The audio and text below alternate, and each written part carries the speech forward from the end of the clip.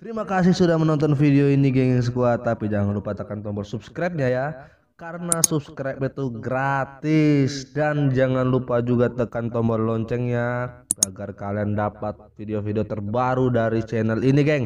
Dukung dan support terus channel ini geng. Selamat menonton, let's go.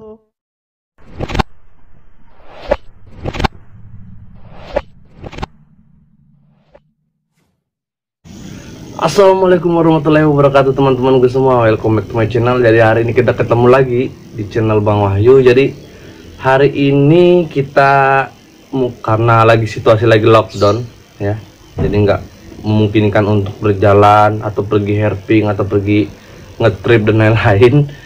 Jadi Bang Wahyu memutuskan untuk kita buat konten, yaitu menjawab 6-7 pertanyaan dari geng-geng squad yang nanya atau komentar di messengernya Bang Wahyu. Oke, jadi sebelumnya maaf banget Bang Wahyu dalam satu bulan ini nggak bisa ngupload video atau nggak bisa buat konten seperti apa yang geng-geng squad mau atau geng squad inginkan, dikarenakan yang pertama Bang Wahyu lagi repot-repotnya, lagi sibuk-sibuknya, lumayan banyak tugas kampus yang harus Bang Wahyu kerjakan, jadi sampai lupa yang namanya buat konten buat teman-teman geng squad. Oke, tapi nggak apa-apa, jadi hari ini Bang Wahyu bakal buatkan konten yang sama. Jadi hari ini kita bakal ngebahas tentang pertanyaan-pertanyaan yang sudah Bang Wahyu rangkum di satu laptop ya Bang Wahyu, yaitu kita akan menjawab 6-7 pertanyaan ya, dengan 7 orang yang berbeda. Oke, sebelum kita masuk ke pembahasannya atau ke pertanyaannya, jangan lupa tinggalkan tombol subscribe di bawah kiri atas yang warna merah. Setelah itu tekan juga tombol like dan share ke teman-teman kalian, supaya di bulan Ramadan ini kita terhibur semua buat pertanyaan-pertanyaan seperti ini. Oke yang squad, kita lanjut. Oke, kita masuk ke pertanyaan yang pertama, adalah Nurisma Wahyu ini berarti.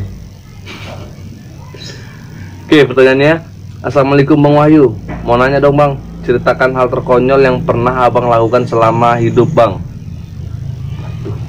Hal terkonyol yang pernah gua lakukan itu nggak ada sih kayaknya hal terkonyol.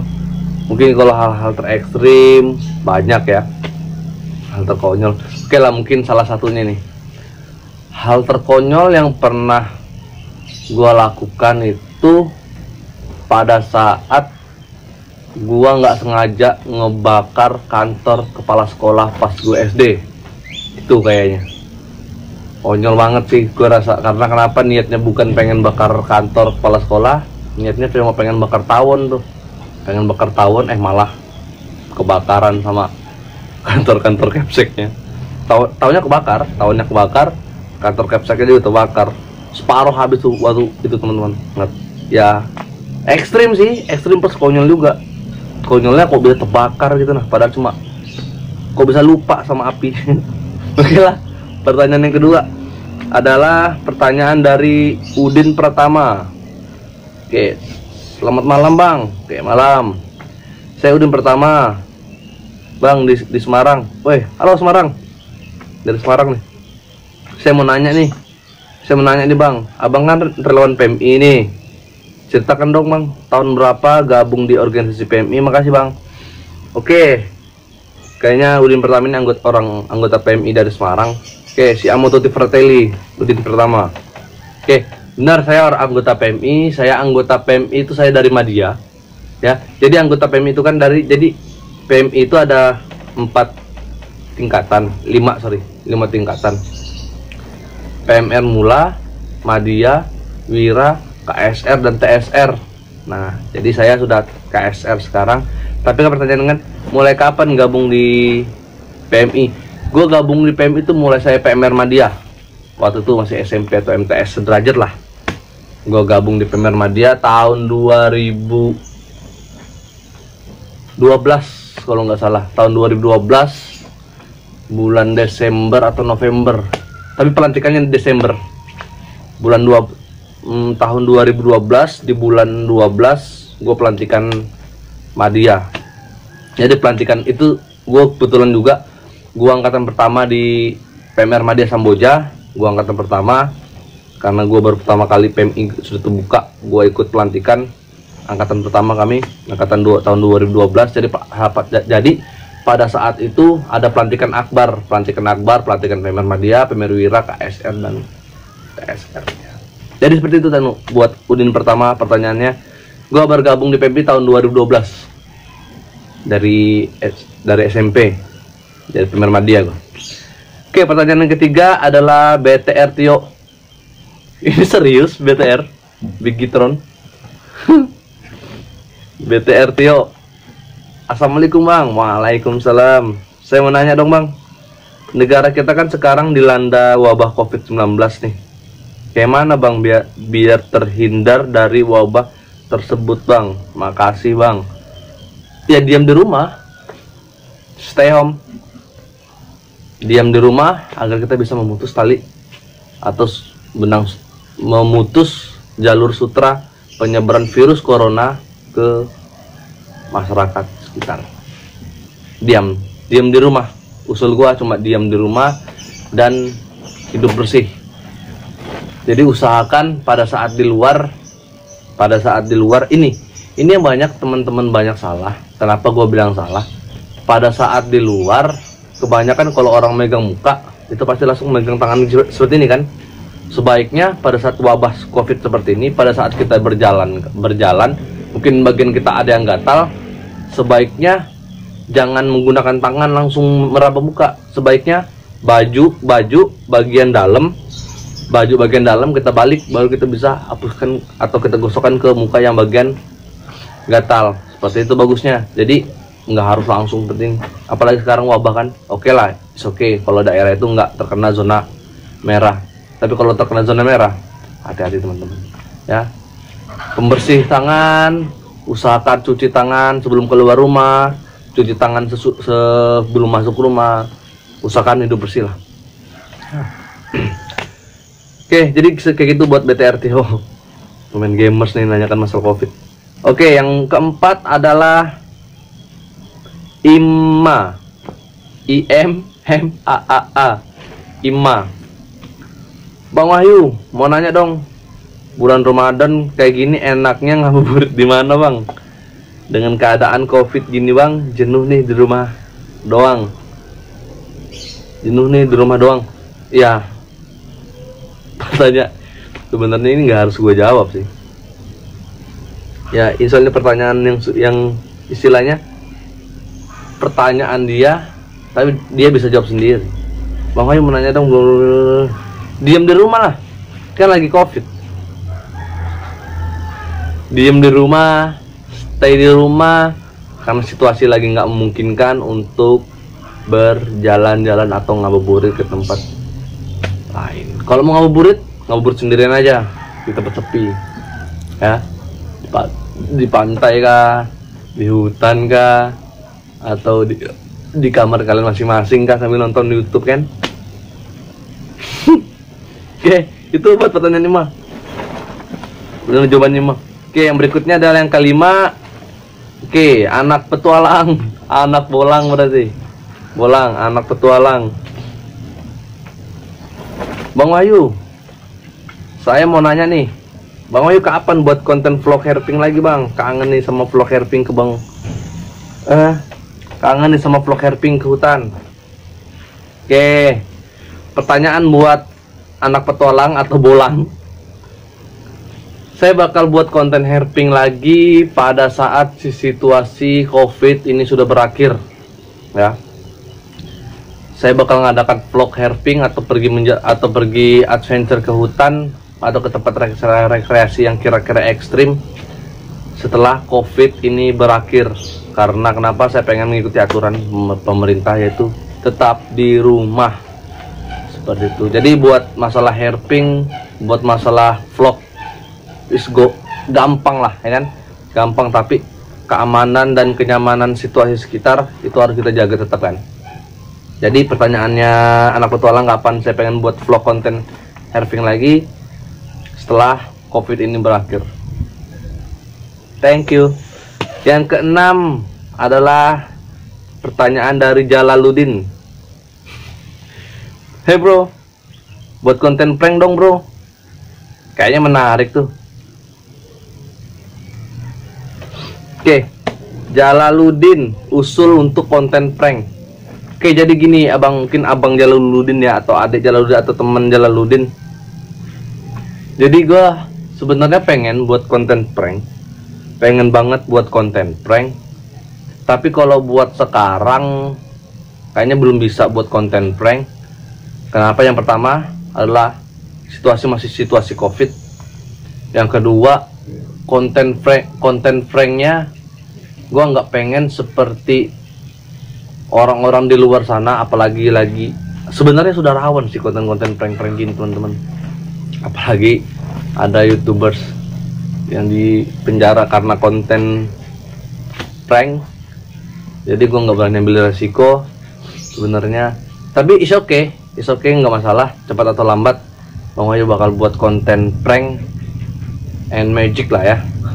Konten prank and magic. Tapi mungkin konten pranknya lebih sopan sedikit lah, nggak sampai orang-orang nangis, nggak sampai orang merasa sakit hati dan lain-lain. Itu sih. Nanti buat Jalaluddin, ntar gue usahakan buat konten prank. Oke, ini yang terakhir ya. Ini yang terakhir dari Siska Indarwati. Assalamualaikum warahmatullahi wabarakatuh bang. Nah, saya Siska mau nanya bang. Abang kan anak organisasi nih. Oke, benar. Abang pernah dong jadi pemimpin organisasi ya. Siska mau nanya bang, kalau ada alumni dari sekolah Siska yang berusaha menjatuhkan ke adik kelasnya, menurut abang itu baik apa enggak bang? Menjatuhkan dalam bentuk memotivasi biar sama kayak masa kepemimpinannya bang. Makasih bang. Jawab ya bang. Oke. Buat Mbak Siska Indarwati, pertanyaannya bagus ya. Jadi ini banyak yang banyak terjadi sekarang di lingkungan organisasi ya, mau itu organisasi eksternal maupun internal. Yang namanya alumni, apalagi mantan pemimpin organisasi yang kita ikuti sekarang atau kita pimpin sekarang, pasti beda cara pemimpinnya, beda cara pemikirannya, ya kan? Nah, jadi buat Mbak Siska Indarwati, kalau pertanyaannya itu bagus atau enggak, itu enggak bagus menurut saya. Karena kenapa? Kita punya rasa kepemimpinan itu masing-masing orang pasti berbeda, ya kan? Pasti berbeda, pasti istilahnya, ya pasti berbeda lah. Nggak mungkin lah bisa kepemimpinan itu mau disama-samakan, ya kan? Nggak mungkin lah mau disama-samakan. Jadi tetap pasti beda. Maksud saya, jadi buang aja sih orang-orang seperti itu, ya. Kasarnya alumni yang seperti itu buang aja jauh-jauh, nggak usah terlalu ditanggapin, ya kan? Terlalu ditanggapin. Tapi juga kita juga butuh koreksi ya. Kita juga butuh kritis. Tapi kalau kritisnya alumni tadi dengan cara pengen menjatuhkan, saya nggak like deh, nggak bagus banget. Karena kenapa? Seorang alumni pemimpin, jika dia ingin membantu adik kelasnya, itu bukan dengan cara menjatuhkan, tapi dengan cara memberikan edukasi untuk membangun orang tersebut supaya bisa lebih semangat lagi atau membuka pikirannya atau wawasannya untuk memimpin, agar agar sama lah, walaupun nggak semuanya, setidaknya apa yang dia inginkan itu sesuai dengan hati dan otaknya, itu sinkron. It's okay ya, sebenarnya seperti itu. Makanya saya tuh pernah menjadi pemimpin ketua PMR Kecamatan Samboja, pernah menjadi PMR sekolah, komandan KSR di kampus saya, menjadi pendiri pun juga sudah pernah.